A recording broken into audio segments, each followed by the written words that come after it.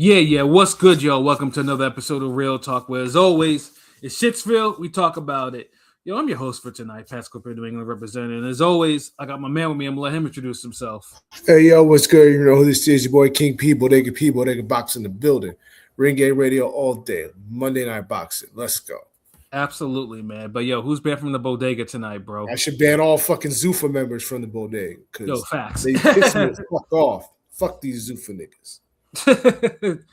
Yeah, no, fucking Zuffa, and we'll definitely get more into the whole nonsense with the Zuffa and the IBF with Apatea and Glanton. Like it basically overshadowed the whole nonsense. Like I mean, in a way that Zuffa and IBF both brought it on themselves for different reasons, though. But we'll definitely get into that, though. But yeah, some of those motherfuckers need to be, especially the commentary on that shit too. But I'll wait to get into that. But yo, I got my other man with me. I'm gonna let him introduce himself. Hey, what's Fly's Conscious Pod, the West Coast Avenger, preparing for liftoff, Ring Your Radio. Let's get it. Yes, sir. Conscious Pilot stays elevated above the clouds, you dig. But yeah, man, like I said, there was some, boxing, even on some lighter weekends of boxing, there's always something that will go viral unexpectedly, and it really shouldn't, and the viral moment pretty much happened on a Misfits card. Now, I mean, I'm not sure about you two, but I mean, I'm not the biggest fan of Misfits boxing, largely because I think the level of talent is poor, but they have a following, and then more often than not, you will see an incredibly brutal knockout because some of them cats are not really trained the way they're supposed to be. But if you can throw some hands, you can knock somebody the fuck out. What are y'all opinions about Misfits boxing? I watch it, but I don't take it too serious. I do watch it while I'm like, just if I'm working or something, I'm just watching nothing else to watch. I'll watch it. It's kind of dumb, but I don't, I don't hate it like everybody else. But I'm not like I don't check for it. And I don't read into it too much. You know what I mean? Yeah, like I mean, every now and then there might be something on it that I'm like, oh, okay, like let me see what it's all about. And really, the only thing that I was gonna just double check because it piqued my curiosity was just the whole Gabe Rosado fighting Ty Mitchell because Gabe Rosado unfortunately has a journeyman record, and that was really the only thing that kind of caught my interest, and that was the only thing I was going to watch. But there was another event too. It was something that I completely ignored because it was something like, oh, okay, because like I said, Misfits matchmaking is just a little bit out there. So there was one fight where Jay Jones, who is a two-time Olympic gold medalist in Taekwondo, was making her boxing debut against another person, Egypt Chris, who happens to be the daughter of she's hip hop royalty, the daughter of Tretch and Pepper from Salt and Pepper. Funny things too is I never knew that she was even a fighter or she was even training to be a fighter. I just know that she did music. She was a singer and stuff like that. But like I said, it was just one of those things where it just like it didn't like register to me. and then it wasn't until like on Twitter that you see these highlight reel like videos, and I'm like, why the hell is this? Why the hell am I seeing all this shit? And to the surprise of probably nobody who's paying attention, Jay Jones, the two-time Olympic gold medalist, Taekwondo who turned into boxing, lands 3 left hands and knocks out Egypt Chris, who's not a boxer, out cold. Face plant, like face first. I don't want to sound blasphemous, but it was kind of like it was Roy Jones. It's just how she did it. I just think the way she landed those shots was kind of vicious. You know what I'm saying? Yeah, it's kind of. First of all, that asks the question, and it's like, why was Egypt Chris even in the ring in the first place? Like what? Like why? Like who was the match that decided that someone who, although is a boxing novice, has combat credentials. Like if you're an Olympic gold medalist in a combat sport and you're fighting someone who has no type of credentials whatsoever, doesn't train, like who approves such a fight like this? Because that really that what that like whoever it is, you know, it didn't go the way it was probably supposed to go. So I remember because I did like a dive, like I mean, because first of all, that knockout was everywhere. Like 50, you know, put it on his Instagram. You know, I like 50's Instagram because you know he's like the one celebrity that just embraces the fuckery of IG. Anything that's kind of, you know, negative or something that needs jokes, you know, he'll post it. And it was even more diabolical that Jade was actually commented on the video talking about get the strap. So I didn't even know she was even on that type of time on that video. I'm late. I didn't even know that was fucking Tretch and Pepper's. Pepper look good too. Shout out, she's a little good for her age. But I'm saying I didn't know that was even their daughter and shit until like after the fact, you know. Yeah. But luckily, I did see Pepper and Jade talk about it, and they were in good spirits. So at least she was able to talk about it and kind of, you know, be a good sport about it, I guess. Yeah, but Tretch though was not happy about that. Tretch wasn't happy at all. No, yeah, Tretch was not happy at all about that shit. Like Tretch kind of blamed her husband.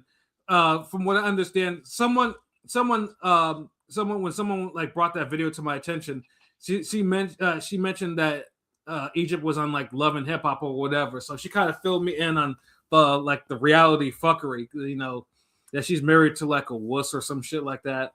And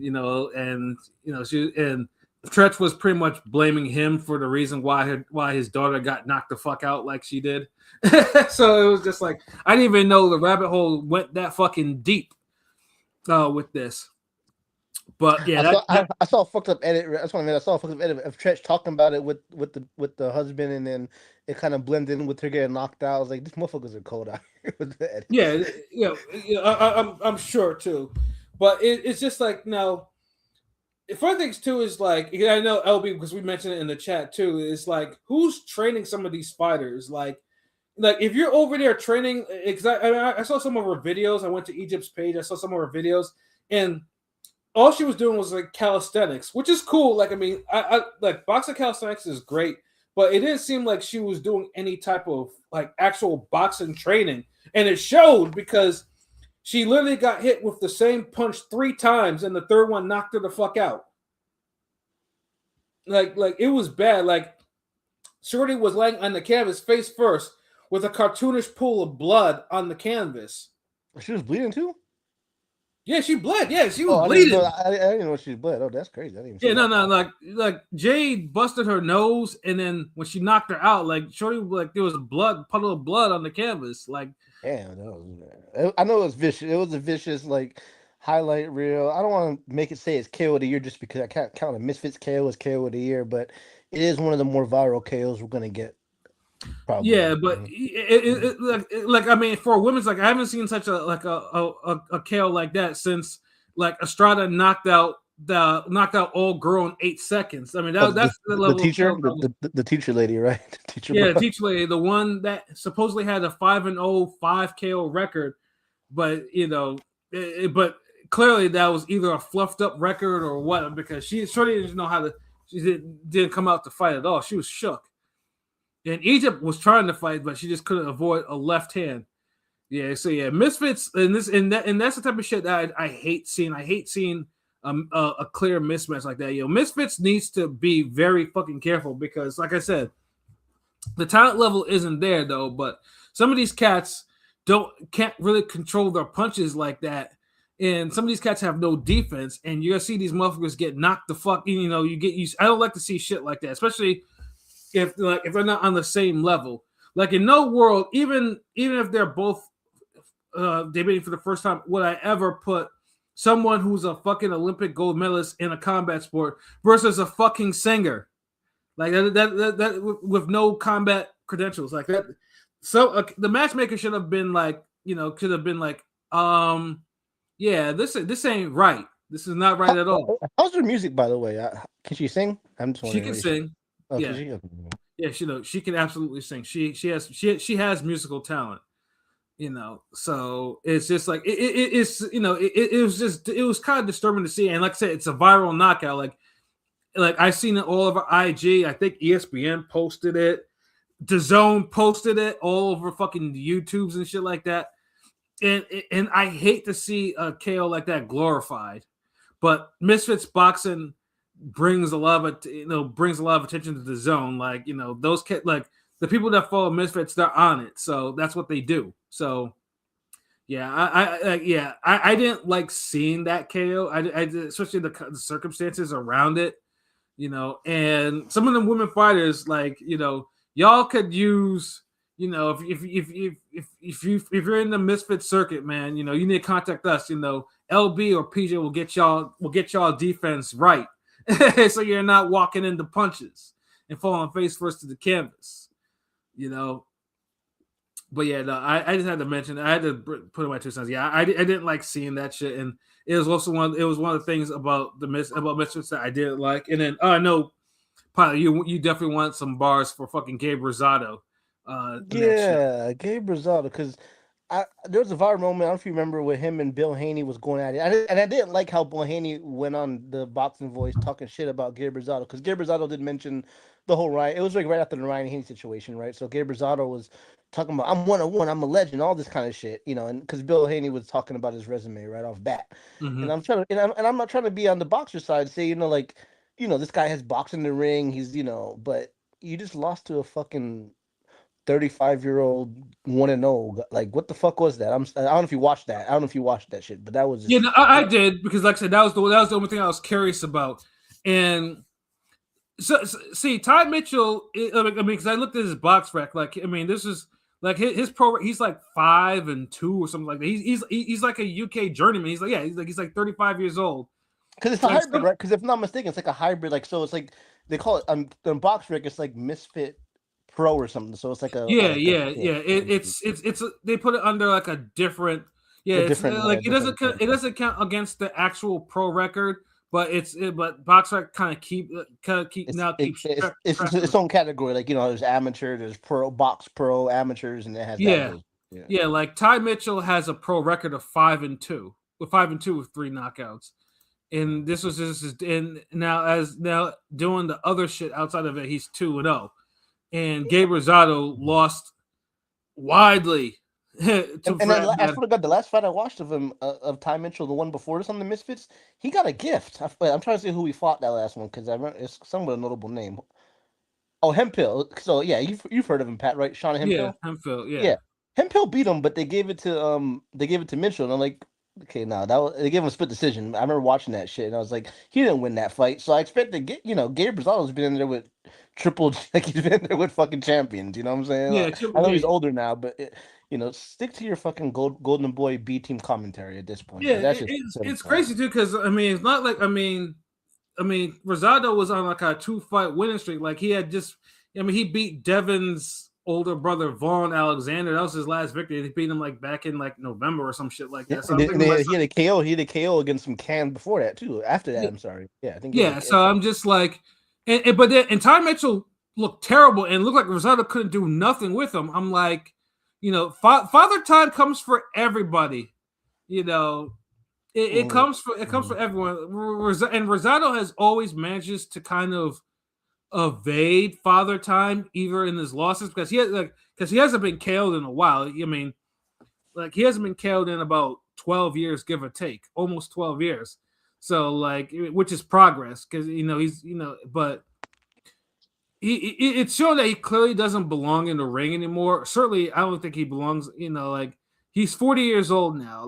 He has a good gig. He's articulate. Bro's been in movies. Gabe Rosado doesn't need to be fighting anymore. It's like one of those things. It's just like it was just disgusting just watching him just get his ass beat. He didn't even win around. It felt like he was getting boxed up, and then even like later in the fight, he got hurt a little bit. You know what I'm saying? Like, what the fuck, man? That's just crazy to me. Crazy. Yeah, no, it was bad. I wasn't like, I was just like, I wanted to say that it was like a robbery or a dude just went in the tank, but that wasn't the case at all. Like, that motherfucker got his ass whooped by that dude. He got boxed, and I'm thinking to myself like. Yes, I know Misfits probably pays well, but come on, Gabe. Like you don't need this bullshit anymore. Like You still talk good. Like, you talk articulate, bro. Even with all you've been through, man. Stop this bullshit. Like you don't need Misfits money. Nah, Chris, Gabe wasn't always a bum. Like, and we said it on the cast before. Gabe at one time should have been a 154 champion. Like there was a point where dude should have fought K9 for his belt years ago, but he took a fight with Triple G, and Triple G changed his career trajectory for good. You know, Triple G, that was a brutal beating. Yeah, Triple G nearly killed him in the ring. And that was a Triple G that was like under the weather. He was sick. And he bashed up Rosado. So, and after that, Rosado was never really the same again. You know, like he was fucked up. Like, you know, and like I said, it was bad because I remember watching Rosado on his come up. Like, I mean, he had his losses, but they were competitive losses. But the only person that kind of stopped him was Angulo. But Angulo was a monster back then. That motherfucker was an animal. That was the only guy that stopped him before Triple G. And it was like I said, dude was on a streak. Like, dude was whooping some ass. And, you know, he was, you know, like, I mean, he had some really good victories, and then he just decided to jump up to 160 and said fuck his IBF title eliminator and just got the beating of his life by Triple G. You know, and then, you know, that's where them losses really accumulated. So, but like I said, like, I mean, he could fight, but it was just, you know, it's just like his body kind of like let him down. So that's basically it.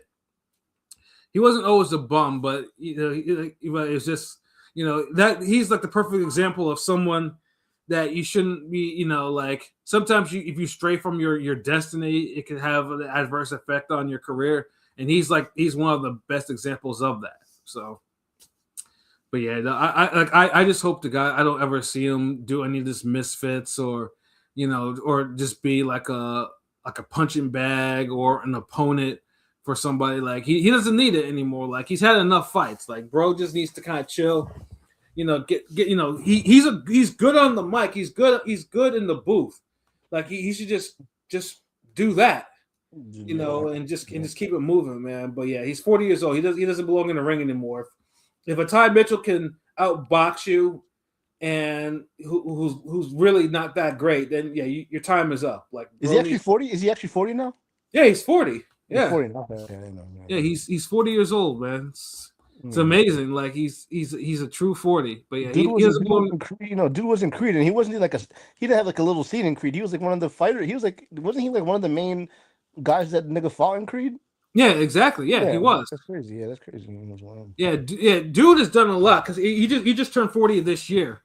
So yeah, dude has done a lot, you know. But yeah, dude needs to I think dude needs to sit down now. It's a wrap for him. Like he needs to stop this bullshit. You know. 100%. But yeah, speaking of some bullshit too. Like, you know, yesterday in the Zuffa card, you know, we had, you know, Jay Apataya making his American debut against Brandon Glanton. I mean, on paper, like, you know, it's a good fight. You know, Glanton is a tough guy. You know, Apataya, pretty much his competition, you know, outside of the greatest fights, have not been the greatest. Like, it's, you know, they've been too easy. They've been people that just really didn't belong in the ring with him. You know, dude needed better opponents. Glanton was at least a step in the right direction. Let me ask you, Pat, real quick. Let me ask you: should he have stopped Glanton? Should Glanton have been stopped? I mean, should Obatiah have been to stop him? You know what I'm saying? Like, did he fail the mission to you? Did he fail the mission? Yes and no. Yes, I mean, because Glanton's tough. I mean, so I'm just wondering, you know. Glanton is a tough guy. Like Glenn is not a guy that, I mean, like in all his, with except for maybe one of his losses, like he's a tough guy. Like dude, like they mentioned in the cast, dude was 288 pounds and whittled down to cruiserweight. You know, that technically Glenn should really be a heavyweight for that matter. I don't know why he keeps fucking around with cruiserweight. You know, but he's built fucking solid.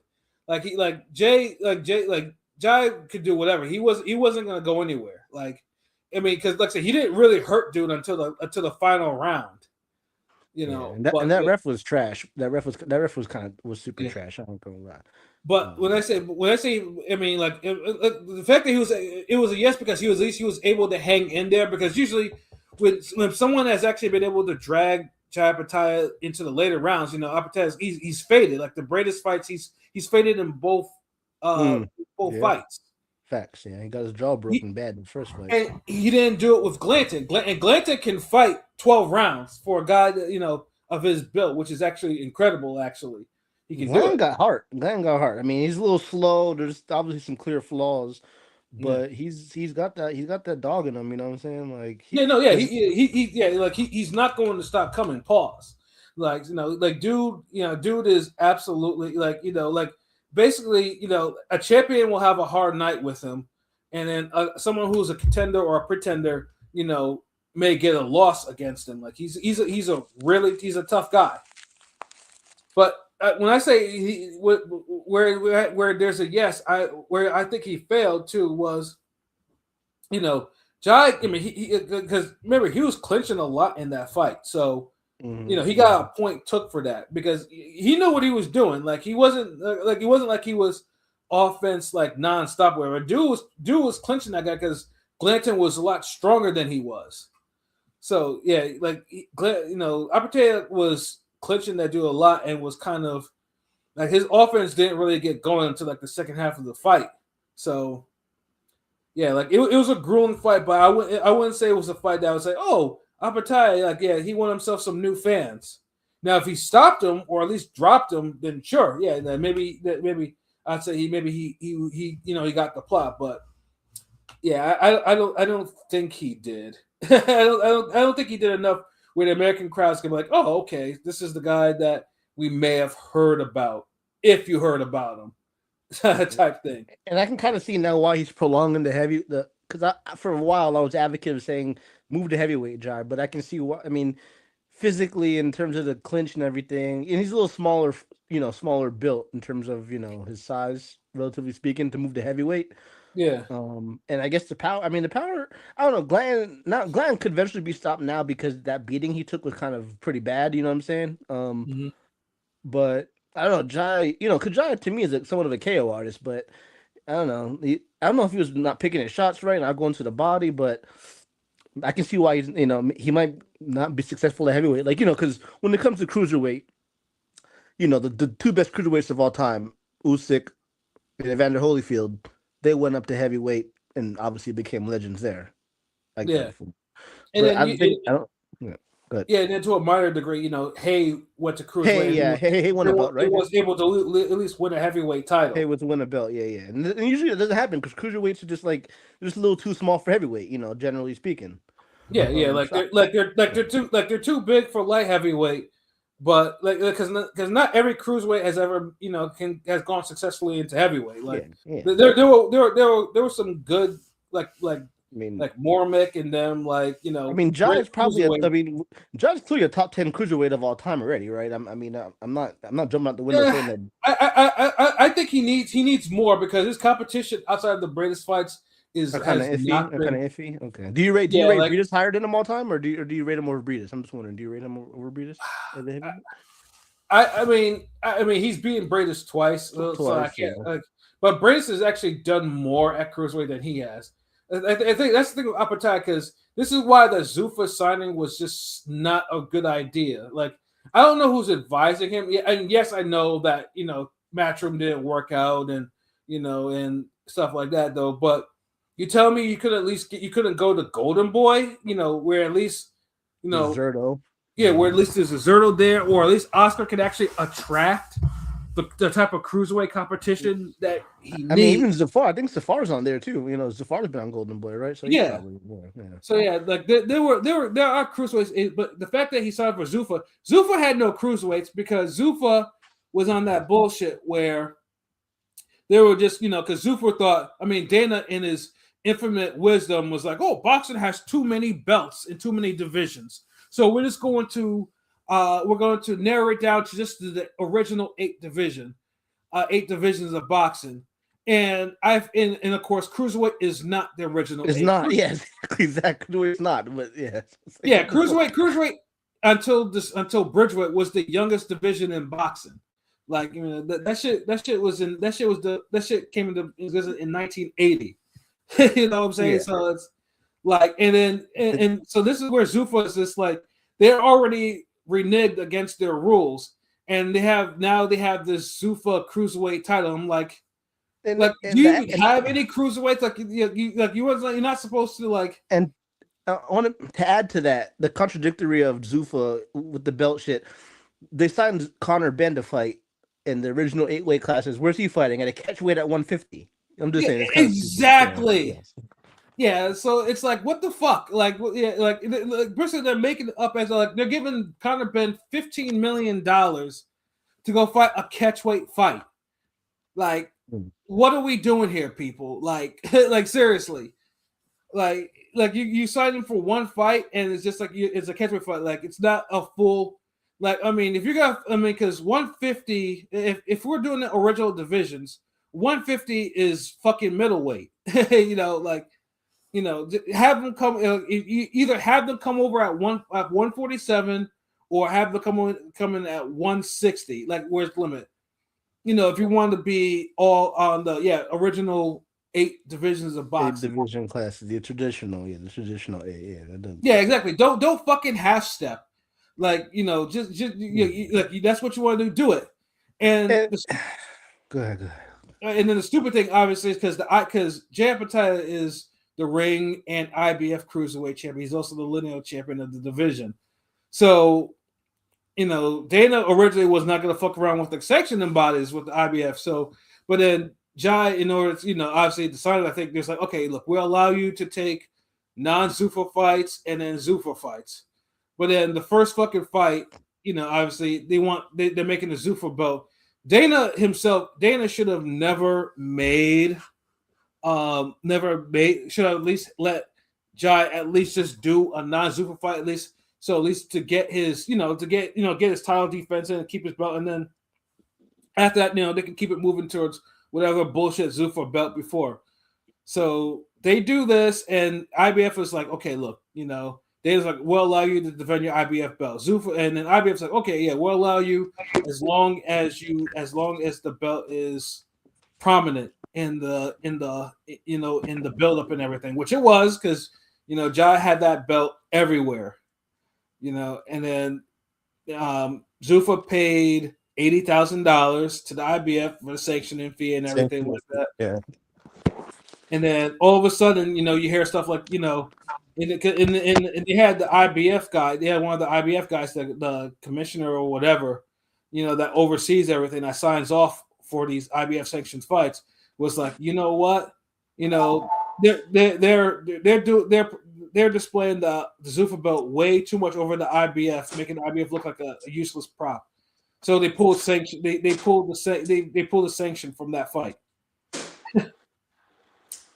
And then, of course, Jai, by Monday, I think Jai's going to learn whether or not if he's going to be completely stripped. But he's probably going to be. He's going to be stripped. You know, he's not keeping that belt. As he should. Yeah, he should, because Jai knew what he was getting into, fucking around with Zuffa. Yeah, they knew. They were told like beforehand. You either take the money with Zuffa, or you keep fighting Farba. Like, then you can't have it both ways. So he's keeping the belt though, because it's a little like muddled. So he didn't get stripped, because they kept going back and forth. It felt like he should get stripped. Yeah, he didn't get stripped yet, but he's probably going to be stripped, because the IBF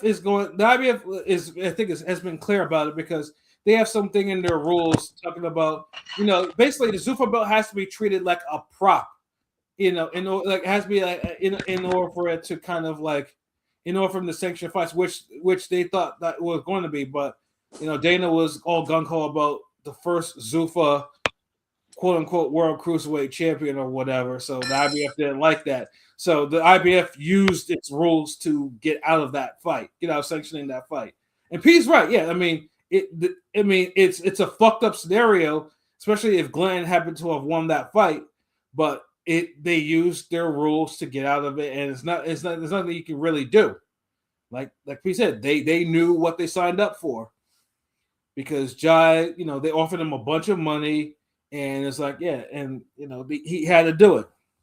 So and truthfully, it's not going to be the first. It's not, and this is not going to be the last time that we're going to hear about Zuffa's, and fuckery and shit that they be doing. It's not. They're going. There's going to be more issues. Like I'm sure of it. But yeah, like that whole thing kind of overshadowed the fight, and the fight itself, like I said, it was a bruising fight. I wouldn't say it was the most exciting fight, but you could tell that Jai was put through the ringer a little bit, but at least he didn't get his jaw broke or anything like that. But the Samoans were out and about in the audience, so he was getting the love from them at least. It was looking like some 2002 WWE, some 2022 WWE shit with Roman Reigns. All the Samoans out there. Yeah, they showed out for him, like, so that's that was good shit though. But yeah, though Zuffa, like I said, it's like they're already reneging on their rules and stuff like that. So it's gonna be like not surprising, like. Yeah, no, I just feel they're gonna make up a lot. I mean, because Dana's like, yeah, we're gonna sign everyone. Okay, yeah, sign someone who doesn't fight in the traditional 8 division classes, and then we'll see. Oh, so yeah, we're gonna have the first Zuffa super welterweight champion type shit. And I think that's the only belt. I think, if I'm not mistaken, that's the only Zuffa belt that's been awarded. I think there's supposed to be a light heavyweight one, but yeah, but I think that's between with Hot Rod and someone else. But they're gonna have the 175 one's gonna be that guy Umar whatever. I'm not gonna butcher Umar Dubakadov whatever fighting Hot Rod for the light heavyweight, which is a good fight. I mean, because that guy did have a nice knockout, right? So yeah. I guess. Yeah, I get. See, and this is where Dana wants to treat boxing like UFC. It's like, oh, we will have our own ranking system, and this is something that also PBC tried to do in the beginning, and it didn't really catch because those guys were like already well established, and some of them were already champions. On top of that, you can't play both sides. That's my thing with Zuffa. Like, if you want to do the MMA stuff, I'm on both sides of the fence because I think Jai should really honestly be able to keep, especially if they pay 80K or whatever, the sanctioning fee, he should be able to keep his belt. He's defended it, got his jaw broke, defended it 5 times. He should, but at the same time, it's like if you're trying to say there's fuck the belts, that's because that was the main talking point, right? Is belts in boxing. There's too many belts in boxing, but now you're making the situation weird where you're trying to. Because I watched some of the Dana post conference, and he's talking about IBF being, bitches and all that, just kind of talking shit. But it's like, why do you care if it's about if you don't care about the belt? I'm crying though, by the way, because I was watching Raw, and they had fucking Ryo. They had Ryo there, and they had him listed as the Zuffa lightweight champion. I'm like, yo, what is going on here? Like, what are we doing, bro? Like, come on, get this freaky dig shit the fuck out of here. Yeah. And the funny thing too is, like, outside of the fuckery, like, the Zuffa cards are actually a good watch. Like, they are like the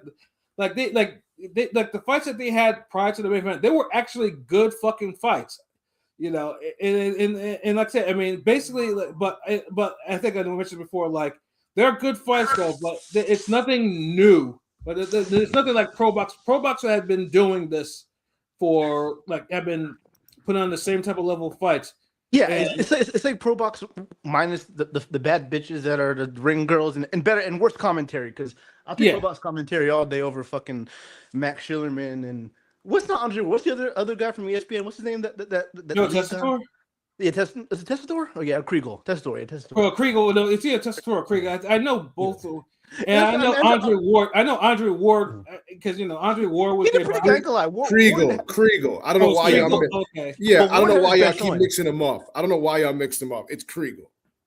I mean, both of them have worked the broadcast, bro. But hold on. If we're questioning something stupid that one of them said, it's always Kriegel, because Kriegel is saying some dumb shit. You know what? You're absolutely right, bro. You're absolutely fucking right.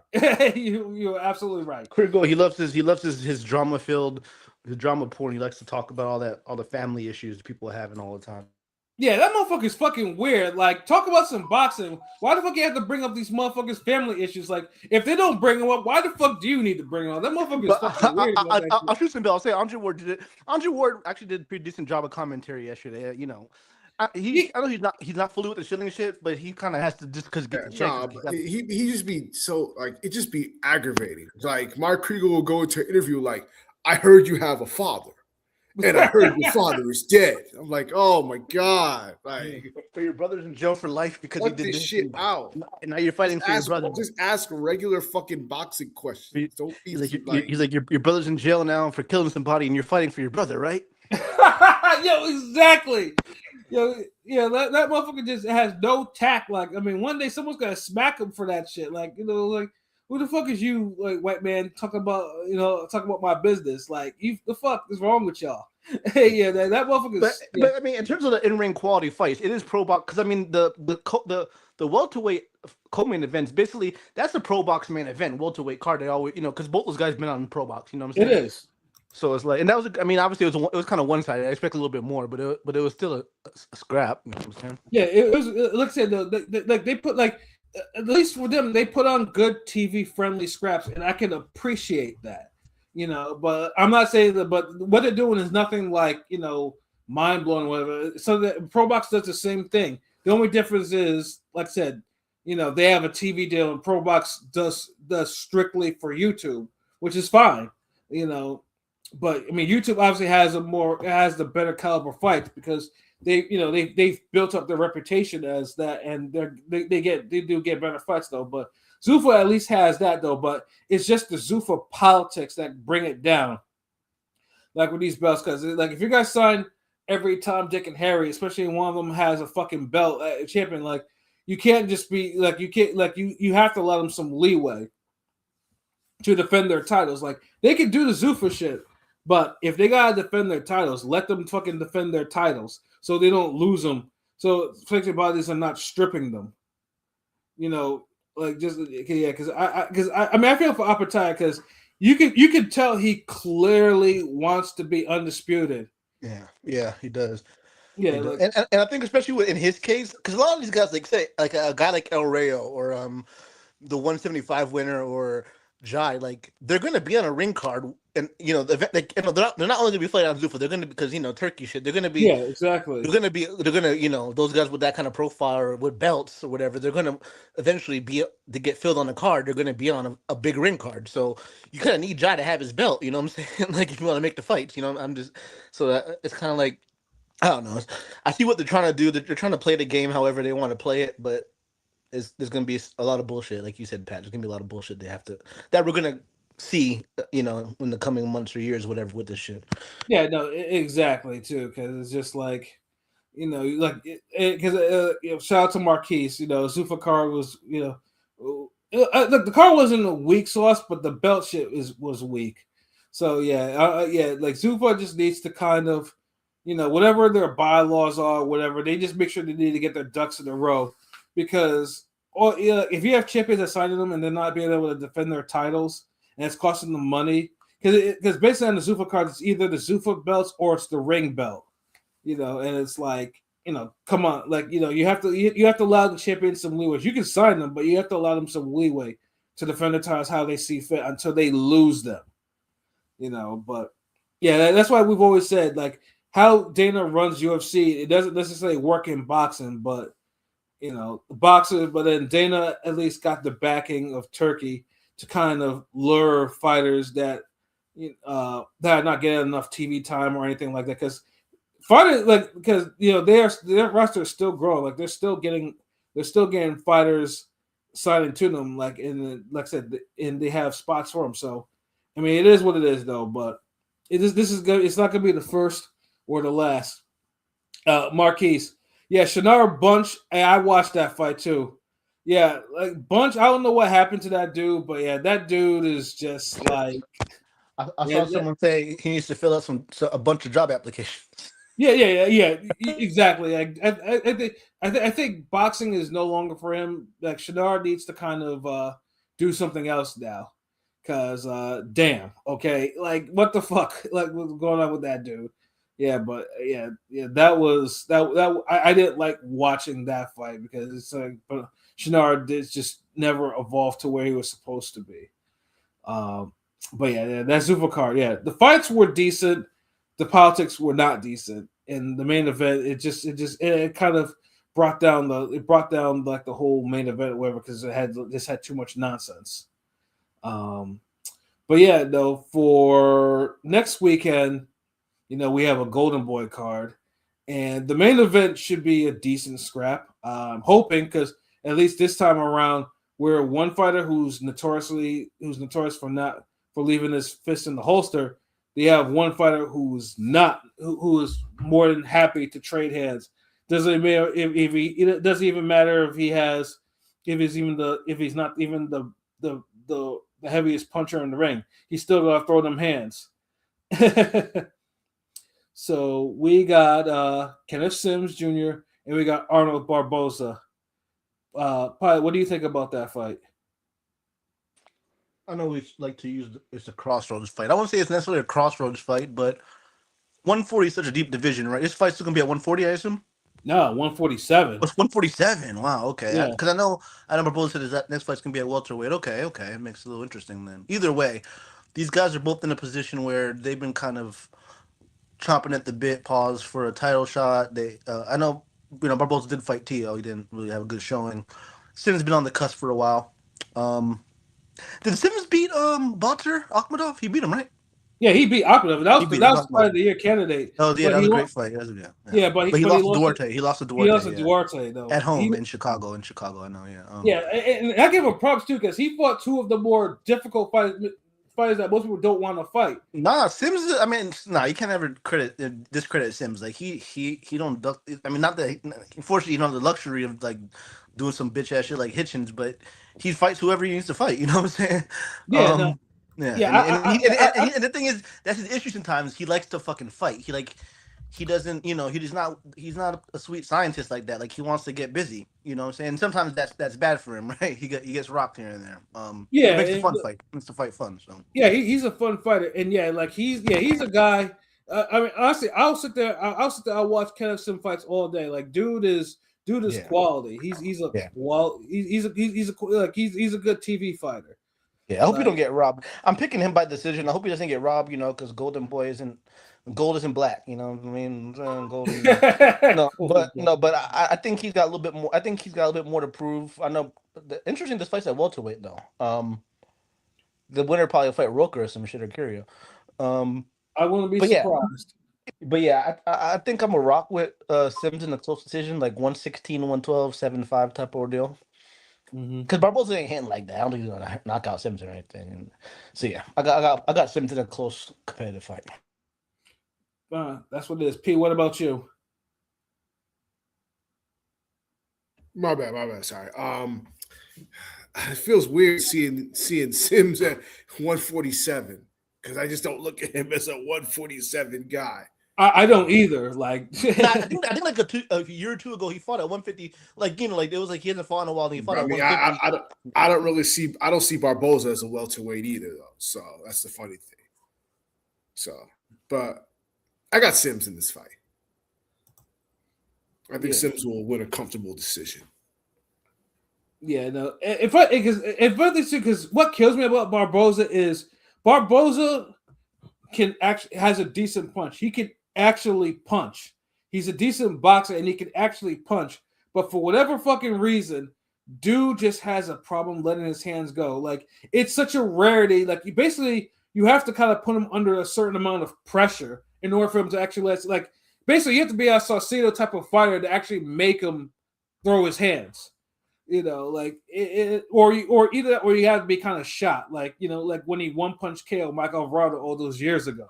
Yeah, I mean, but Alvarado was shot to shit, and I'm being nice by saying that. So yes. I mean, Sims and Barboza aren't punchers, but I think Sims' temperament is he fights a little. Barboza likes to fight off the back foot a lot. He's not as aggressive, So I think Sims brings it a little more in terms of aggressiveness too. Yeah, I just can't. Yeah, no, Sims. Like I said, I mean, I also think Sims win because Sims is not going to wait for a field. Like Sims is going to bring it to Barboza, whether Barboza likes it or not. And like I said, and that's why I think Sims is going to win like a 116, 112, or maybe a 117, 111 type of victory though. But Barboza can hurt Sims if he's not, but Barboza has to kind of, has to kind of look in the mirror and be like, am I going to hurt this guy, or am I just going to do what I did against fucking Teofimo and just keep my hands in the holster and just not be effective? I mean, and it does have the feel of a crossroads, and it shouldn't be because it's not, because Barboza. They're both guys are not like they're not in decline. Jesus, what is that?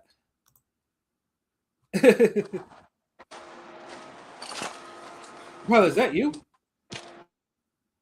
Oh, yeah, my bad. Yeah, well, yeah, no, because it's just like, because like I said, where Sim will throw his hands, it's like Barboza has all the characteristics that he could actually be a little bit more entertaining than what he is, but I just don't know why he just likes to keep his hands in the holster like that. Like, and that's why it killed me. Like, dude finally got a legit title shot against Tio, and he shits the bed for no fucking reason. And in a horrible fight, in a card full of horrible fights. I mean, Tio had the best performance on that card. He made Tio look kind of good in a sense, because like people were picking Barboza to beat Tio. I mean, I remember people were picking Barboza to beat Tio that fight. Yeah, because Barboza is stronger mentally than Tio, but Tio won that shit comfortably. Like, Tio won that like 10-2 on one card, and I think he won 8-4 on the others. Like, he won that shit too. He won that shit too comfortably for Barboza. He was trash in that fight. He was. I expect a little bit more. I know I think LB picked him to win. A lot of people picked him to win. So I mean, it kind of. I think he hurt Tio once, if I'm not mistaken. He kind of stunned Tio a little bit, but that didn't really matter much. Yeah, it didn't matter because he didn't do it again. It's like it's a very, very, very sad statement, because, like I said, I actually want Barboza to win. I truly want Barboza to be something more than what he is. Like, but he's got to make that decision. He's got to make that decision in himself to actually want to be something more like he can, like, if he decides to let his hands go, he can give Sims a hard night. If he doesn't, Sims is probably going to win. Like I said, he's going to win a comfortable 8-4, 9-3, 10-2 decision. Because who didn't got more power between them? Who didn't got more power between them two? Barboza? Barboza by a little bit. Sims hasn't really shown me hasn't really shown me a lot of power.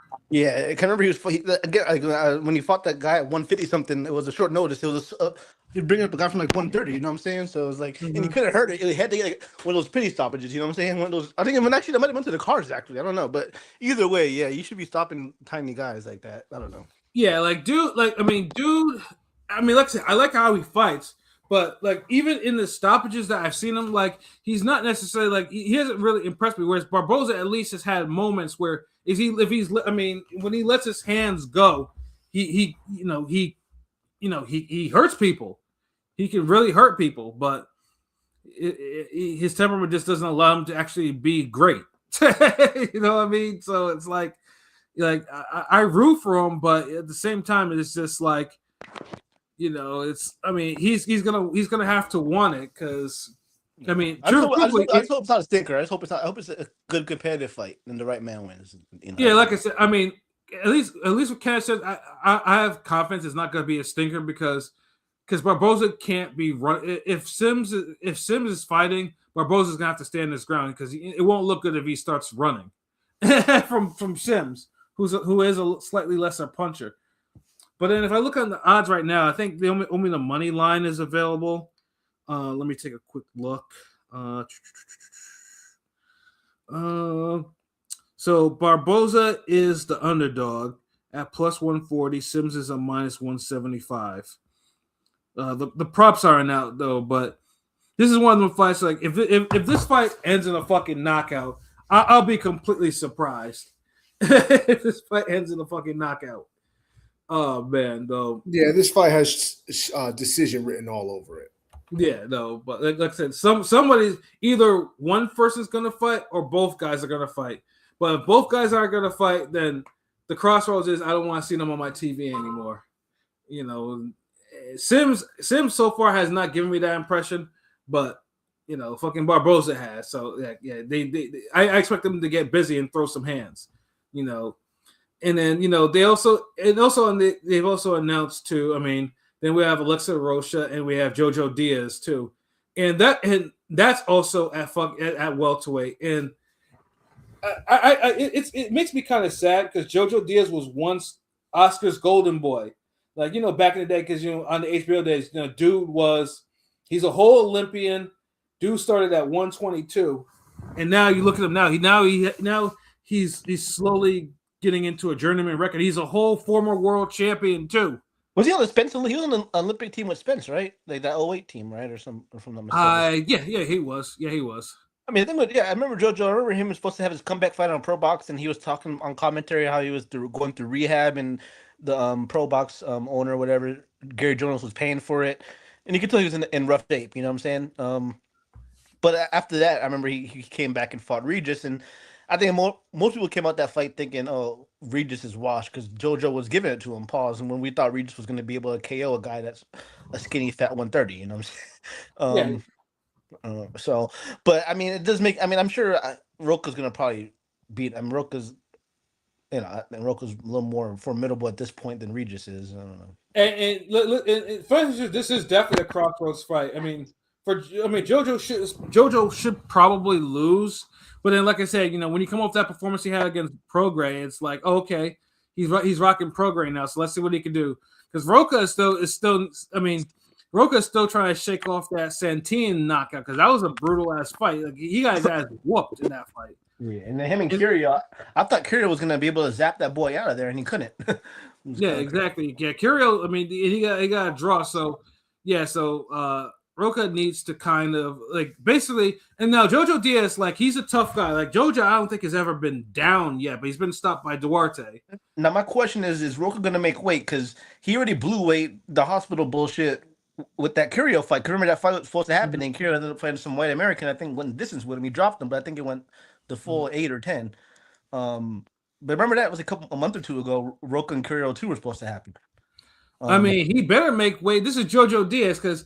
Honestly, because even if he blows weight, Golden Boy's like, okay, they'll probably just pay JoJo just extra money just to go through the fight, and I don't think that's going to be a good idea. I don't think that's a good thing for JoJo to take a fight. Yeah, like that. For the longest time there was Golden. So every time I watched the fucking weigh-in for Golden Boy weight, these motherfuckers were weighing over the weight limit. And JoJo was a big part of that. A lot of times, like he was at 130. Yeah, JoJo. Yeah. I mean, JoJo has a whole history of blowing fucking weight. So. Yeah, I think with JoJo, he's a little small. I mean, I think talent-wise, skill-wise, technical ability, IQ, you know, at 130 and things like that, he is a problem. But I think like him being kind of obviously a little out of shape all the time, and obviously he's not that athletic. He's a really skilled fighter technically, but he's just kind of limited athletically too. Yeah, like JoJo, JoJo has. I mean, he got skills. He got skills for sure. You know, he has plenty of skills. Like he has an Olympian. He has Olympic pedigree. That's it. I mean, JoJo was very effective at 122, at 126, and even at 130, where he won his belt. You know, but he's someone that should have never went above 130 or at least 135, because 135 is pretty much what he had his last real. You know, I was there, of course, when he fought Devin Haney and stuff like that, and. But yeah, outside that, pretty much after that, like it's just he fought higher in weights he didn't belong at, and it was just like it was a nightmare. Like them losses accumulated. Like dude, like I mean, I've won money on fights, you know, where dude was a whole favorite, and he got upset. So it's like, you know, it's just sad that JoJo's in this situation, and let's say he had a lot of outside issues, you know, with drugs and alleged pedophilia, shit like that. So he's had a lot of issues. But yeah, like it's either JoJo revives his career by beating Roca, or Roca kind of puts another dent to JoJo. So it should be interesting to watch. Like, I mean, those two at least are gonna throw hands, So I have a sick fascination. I look forward to it. I don't know why, but I am. And then, of course, you got Oscar Collazo, who unfortunately should have been facing, Concepcion for unification. But the whole Oscar situation with DAZN kind of ruined that. So Collazo is facing like a replacement opponent where he's an overwhelming favorite in Jesus Haro. And then we also got Gabriela Fundora, who along with Clarissa Shields and maybe Katie Taylor is probably one of the top women fighters today. And she's making a title defense. So, undisputed, right? Isn't it Gabby undisputed? She's undisputed. Yeah, she's undisputed, the flyweight champion. So a solid card, all things considered. We talked about it off the cast or pre-production, whatever. But it's one of those Golden Boy cards that it's kind of a showcase, but I bet it'll be pretty entertaining throughout. I think it'll be a good watch. Yeah, because Golden Boy, like I said, if a Golden Boy card truly stinks, then then something really went haywire, and that's like a rarity for them. But yeah, Golden Boy, because they understand, because they've had like the same like type of matchmakers, or they have matchmakers that kind of understand how to build a card, where they can build a card where you don't have to really know the fighters like that, but if you sit down and watch it, it'll be entertaining, and that's something that the other Matchroom or PBC or Top Rank or like Queensbury or they don't know how to do it. ProBox can do this. ProBox actually has this down cold, but Golden Boy is the one that actually does this on a slightly higher level. So like I said, on paper, those are all decent fights. So I do look forward to it for that, for it. And like I said, I'm hoping there's not no struggle shit. There's no type of they're all staring at each other, making faces, feinting, clinching, parrying, all that shit. Like I Golden Boy, because the whole thing. Because I don't think Golden Boy has actually signed a whole agreement yet, to a whole new agreement to be airing all their things on DAZN. So I think these guys that need to kind of make sure they put a 200% effort into making a watchable card. So it's like DAZN's like, okay, yeah, we want you. That we'll sign you back up again for another couple of years. So, yeah. But yeah, other than that, anything else that we need to bring up, or before we get up out of here? Well, real quick in regards to the Golden Boy shit with did we even talk about just briefly on the Ortiz lawsuit result at all? I don't think. I know we've talked about it offline. I just wanted your opinion in terms of like who's in the wrong. They're under contract. I know Rick Merrigan's probably to blame for a lot of it, but like I knew that the Boots Ortiz fight wasn't happening, so it was supposed to. I know we were hyped for it once they stepped in the ring, but it's just like and watching boxing that long, you knew it wasn't going to happen. It's. And this is where, Oscar has a weird way of shooting himself in the foot. Like, I honestly don't know why he doesn't want to make the fight. It's clearly a fight that needs to be made, for the sake of both of their careers right now. It's a money fight. People actually will want to buy tickets or buy pay-per-view, actually want to be in the house. Like, it's a legit, in 2026, it's a super fight. And and people want to. I just don't know why it's going from not making a fight to lawsuit and shit like that. And Virgil Ortiz is getting to point right now. Basically, he's like another Lubin, where people that he came up with, they're becoming champions now. Like fucking Josh Kelly is a fucking champion at 154, but Virgil Ortiz is still fucking around with interims. So it's like Ortiz has to kind of figure out like what he wants to do, because if he fights what he's doing in court, he's going to be on the shelf. He's not going to be able to fight, because who even knows what his contract with Golden Boy is like? Because I know he's trying to see if he can get like, okay, Golden Boy didn't do this, that, and the third, and try to get out of his contract that way. But that could take money and time to actually go through. So I mean, and then Oscar is just like Oscar is vindictive, so it's like we don't, he's got to see this through though. But it's just weird that he just won't make the fight because Boots, at least Eddie and Boots have like they want the fight. They've already told him like we can actually do this, but yeah, I just don't know what I just don't know why they had such a disconnect all of a sudden.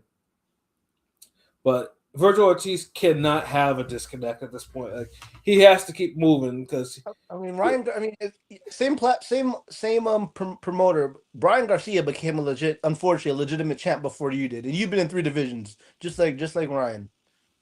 Yeah, and like I say, it's time. Like bro needs he needs this Boots fight because the Boots fight is going to get him to a shot. And like I said, he's had that interim belt for so long. He should have been bugging Fundora for a shot.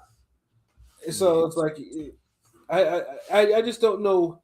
So yeah, part of it is Oscar's fault. Part of it is Virgil's fault. Like his manager Marigan plays a huge role too. It's unfortunate with Boots and him because Boots should have fought Bakram or Barrow, not fucking Lima Beans in your first fight at the weight. I don't know. I think maybe I expect a little bit more out of Ennis than Ortiz, just because Ennis has at least been a unified champ, and he has, I know the Stanionis Ortiz fight never happened, right? But that was supposed to happen with Virgil. That was supposed to happen, yeah. But at least off the long layoff. Dude, actually, it's kind of ironic that Boots' best win is off the guy that had to sit on the shelf for like a year and a half because of that shit, right? Because of that situation, but yeah, I mean, that fight should. I think it eventually maybe happen in middleweight. But I'm just hoping both those guys are good enough where they can keep that 0 because it matters. Unfortunately, it does matter. So. Yeah, it does matter though, and like I said though, like at least Boots has actually been a legit world champion. Virgil has not been. He has good victories, but it's time now. Like bro needs to get his ass off his shoulders and reassert it trying to become champion. If he's not going to be fighting Boots, if he's fighting, remember, I mean, he could be this could be a Mikey Garcia situation, right? Like he might not fight till the end of the year, type of shit. Yeah, but at least with that, but Mikey at least had already was careful, had at least crafted some good Hall of Fame caliber wins, and he was a multiple division champion, at least 2 or 3 by then, right? Exactly. He at least was a champion, at least in 2 divisions. So Mikey was at least good. It was just unfortunate, and then on top of that, Mikey obviously didn't love boxing like that, so it kind of played into his hand in a way. So it's like we have that. So Virgil seemingly loves boxing. So yeah, Virgil can't afford to stay on the shelf. He needs to. And the problem of your career, That's a bad look. Yeah, and then we lose too because and like I've been calling for this fight. Like I know me and we talked about like I've been calling for this fight. Like I said, they should have fought at 147. Like that's it was a fight where they were both calibers. They were both high caliber. They were contenders. They were prospects. That should have absolutely been a fight at 147 before Virgil had all the issues with the rhabdo and shit like that. They should have fought at 147. And I'll keep saying that till I'm blue in the face. Like they should have fought at 147. Now it's looking like that maybe they won't fight until that probably maybe 160. How things are going.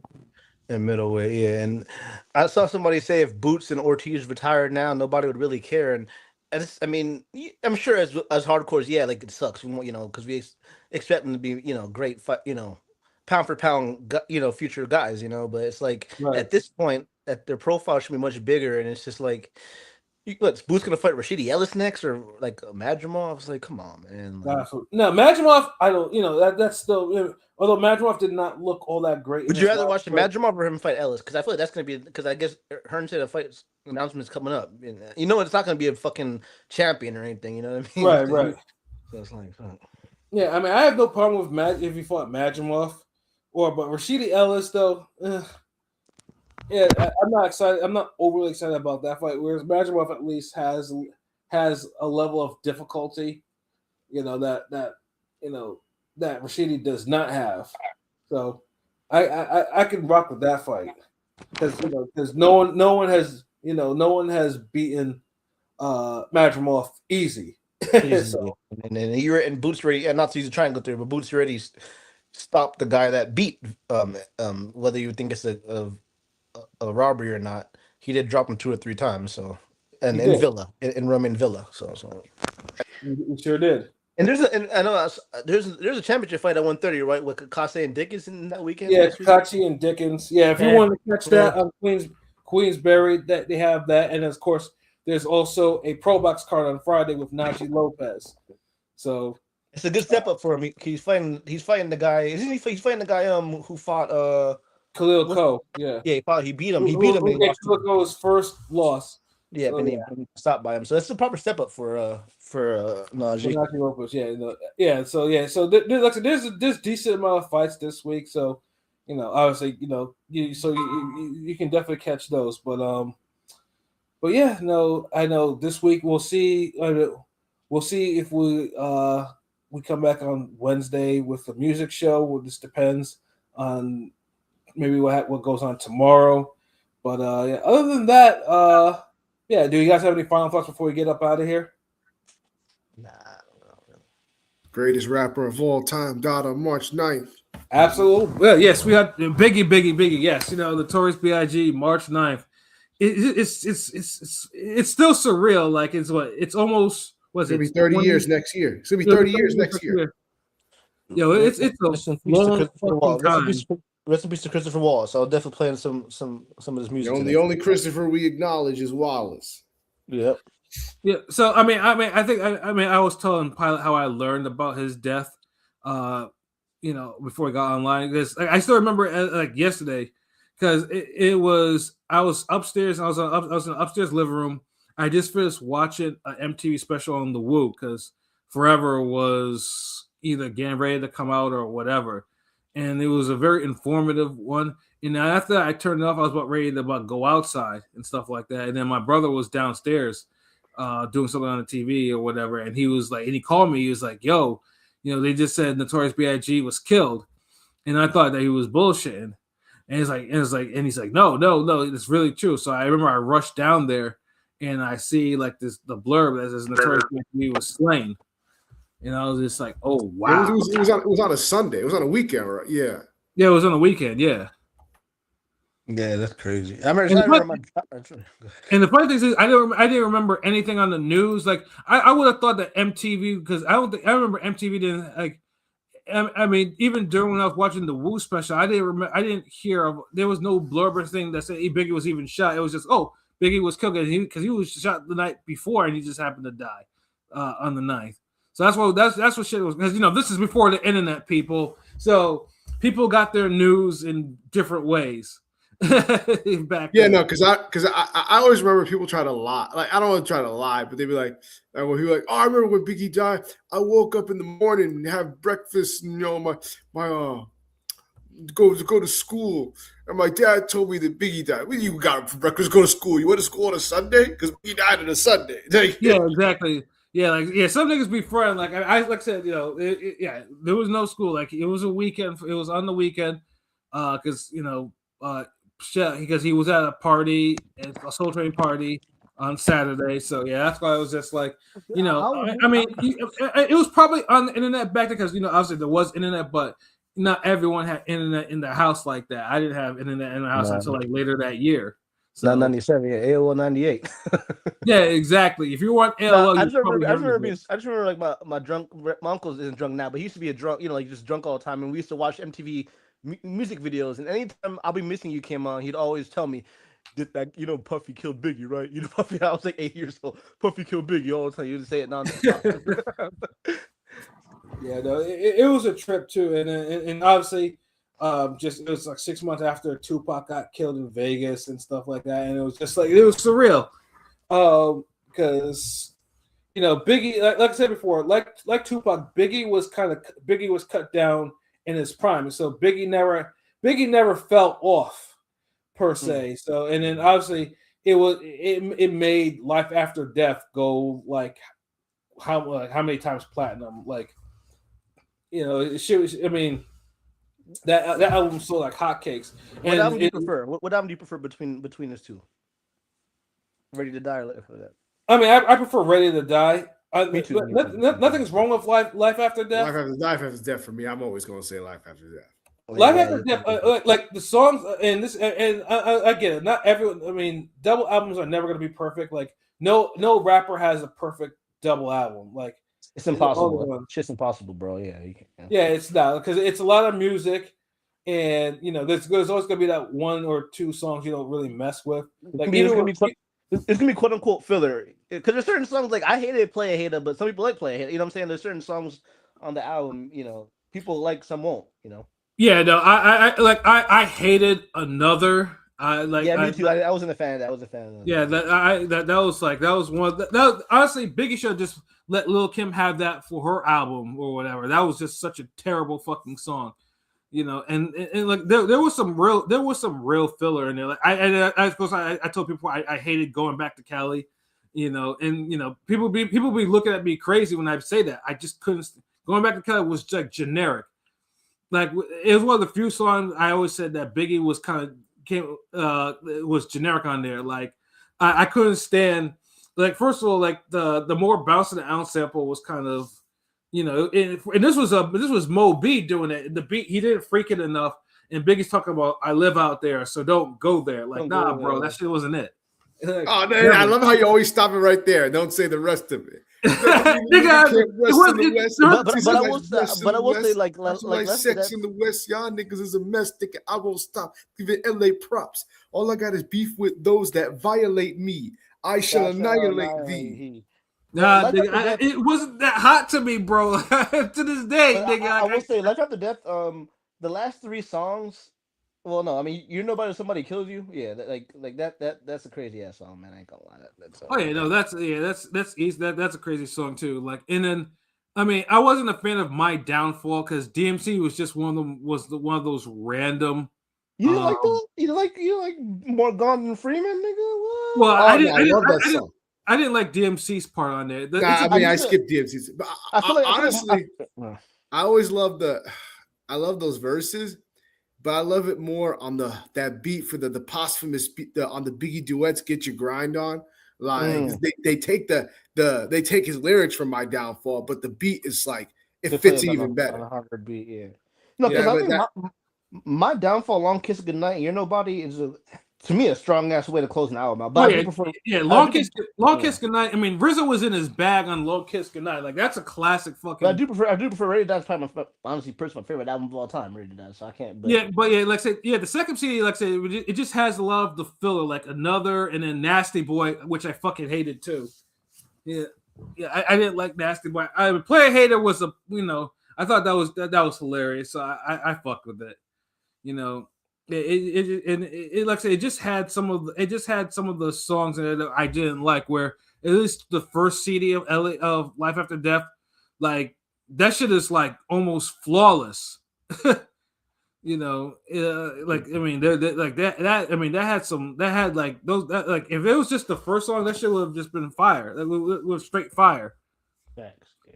But and obviously Ready to Die is classic.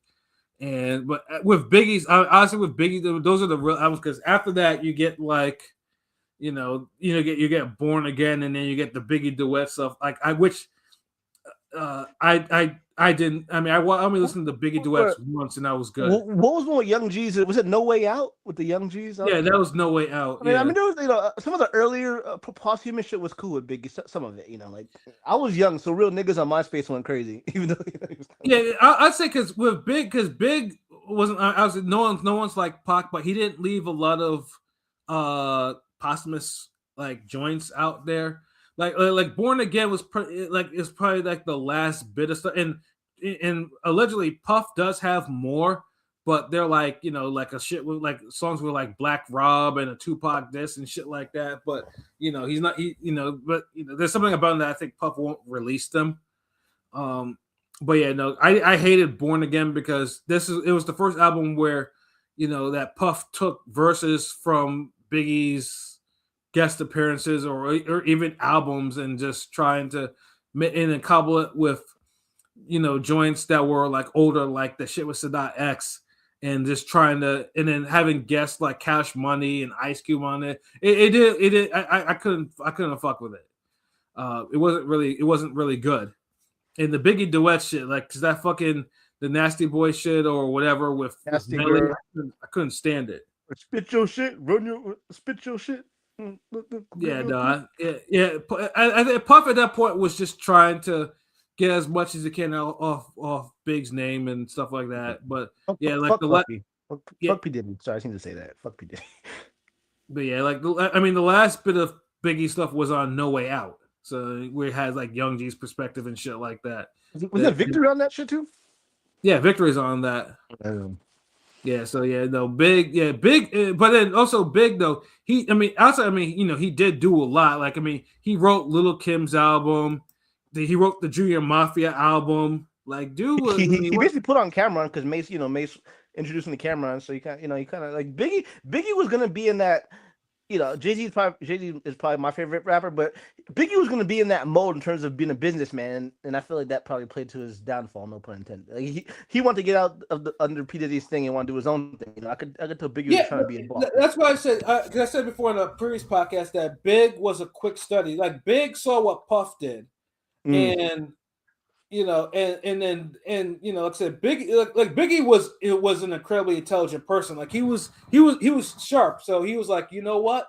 I saw this, so like, I should start my own label. And then he hooked up with Un because Un has street cred, and Puffy was intimidated by him.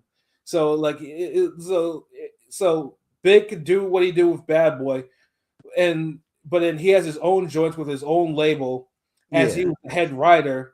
So he was like, he probably would have had the first Rockefeller. You know what I'm saying? I know Jay-Z is known for the rock. Yeah, he would have. He would have been the empire of rap. The first rapper becoming an empire. The guy. You know what I'm saying? Yeah.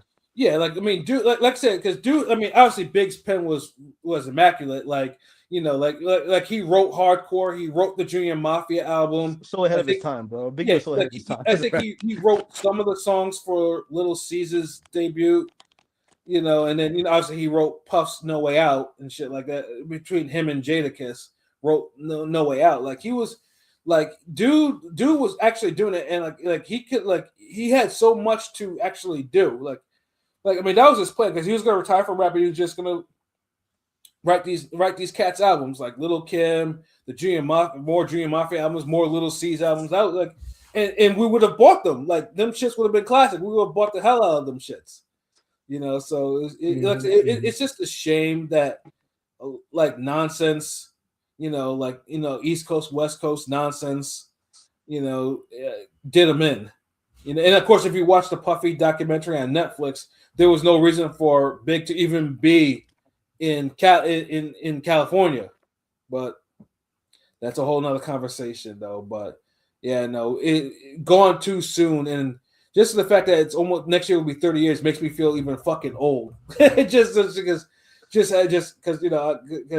I was cognizant enough during the Biggie era. Like, I danced to Biggie at parties. You know what I'm saying? Like, when he was alive and shit. So that's why I'm just like, it's a trip to me, though. But yeah, the rest of peace to Big, though. Yeah, like, March 9th is just like it's always gonna be crazy. Because I definitely saw all the Biggie like IG posts and shit like that. So yeah, no. It's still, we still got 30 more minutes. So just make sure you bump your favorite Biggie joints, today, until midnight for sure. But yeah, other than that, like I said, we'll see if we'll be back on Wednesday for our music show.